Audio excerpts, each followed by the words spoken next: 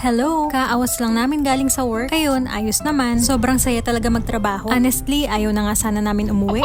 Pinaka-favorite ko talaga yung lugar na yun. So, dahil malapit lang yung work namin dun sa dati naming lugar, nagkayaan kaming puntahan yung paborito naming ihaw-ihaw dun. Buti na lang bukas siya ngayon at marami pa siyang tinda. Kaso, tumaas na pala yung presyo niya. Pero walang magagawa, masarap kasi talaga yung ihaw-ihaw dito. At dahil nga minsan lang kami pumunta dito, binilhan ko na rin yung mga mom ko dahil hindi pa nila natitikman to. Dahil nandito na rin kami, sabi ko kay Mark, tumaan naman kami dun sa dati naming apartment. At ito yun oh. Oh, lungkot yan. Oh, babalik pa yan. At kaka-reminis, inabot na nga kami ng dilim. At sa wakas, nandito na kami sa mga mami ko. Tigta 3 stick lang yung binil namin sa kanila. Konti lang, patikim lang naman eh.